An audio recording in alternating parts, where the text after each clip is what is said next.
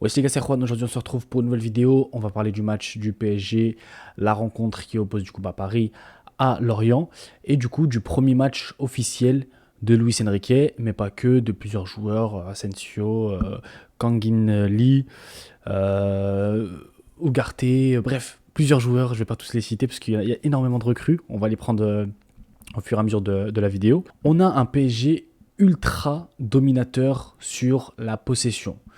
On a un PSG voilà, qui fait tourner, etc. Pile comme l'Espagne de Luis Enrique. Alors même si les joueurs ne se connaissent pas autant que l'Espagne du coup de Luis Enrique, on voit quand même que voilà, au niveau de la possession, je crois qu'il avait 75 à la fin du match. Et déjà dans les 11 premières minutes, il était à 97% de possession. Enfin bref, quelque chose de terrifiant. Mais le souci de cette équipe, comme avec l'Espagne de Luis Enrique, c'est que parfois ça manque de buts, ça manque d'occasions franches, ça manque de trouver un moyen de trouer la défense adverse.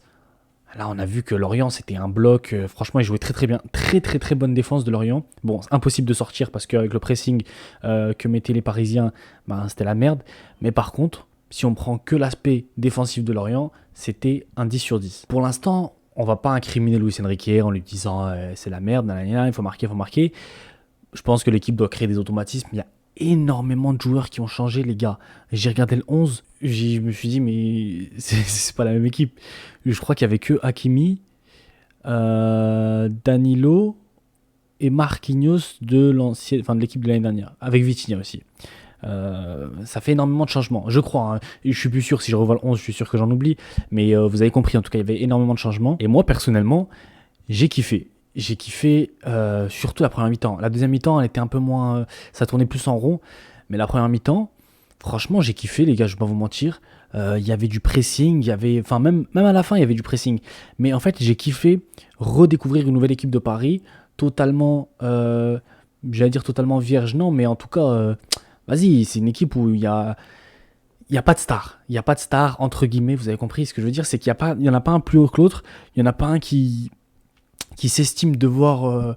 Ils veulent tous prouver. Là, actuellement, sur le champ de mine, sur le terrain, sur le champ, il n'y avait que des prouveurs. Bon, des fois, ça crée des occasions où les mecs ils voulaient peut-être un peu trop marquer. Je pense à Kang In Lee, qui parfois levait pas assez la tête.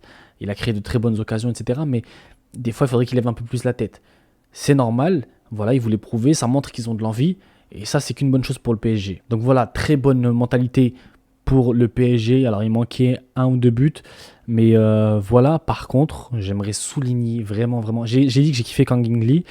Et j'ai kiffé aussi Ugarte.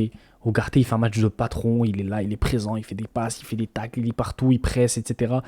Incroyable, franchement, très très bon. On a un cas très bizarre, c'est Achraf Hakimi. Achraf Hakimi, j'aime beaucoup le joueur. On s'en fout. En vrai, on en a rien à foutre. Mais ce que je veux dire, c'est que Achraf Hakimi, pardon, je le sens beaucoup plus libéré, bah, du coup, cette saison. Enfin, en tout cas, sur ce match-là, je le sentais vraiment libéré. Ça a essayé de combiner avec, ça a essayé de jouer avec. Mais le problème, c'est qu'il avait beaucoup de déchets. Beaucoup d'erreurs, beaucoup de mauvais choix, etc., etc. J'imagine aussi qu'il va falloir lui laisser du temps. C'est dommage, c'est un joueur sur lequel il fallait compter, vu qu'il était déjà là la saison dernière. On aurait aimé compter sur lui directement, sur cette saison-là. Mais vu que l'effectif change, forcément, les automatismes, c'est plus les mêmes. T'as plus Messi, t'as plus ci, t'as plus ça.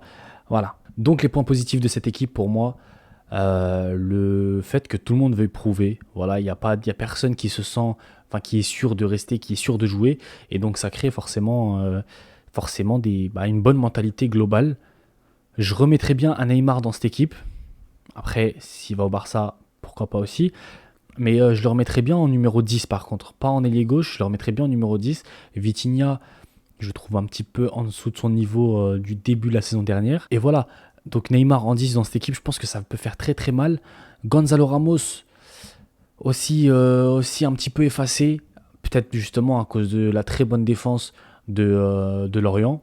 Et par contre, ce qui est Fabien Ruiz, Carlos Soler, tout ça. Bon, même si Soler, il n'a pas fait une mauvaise entrée, mais ça me dégoûte. Ça me dégoûte de revoir ces joueurs de la saison dernière.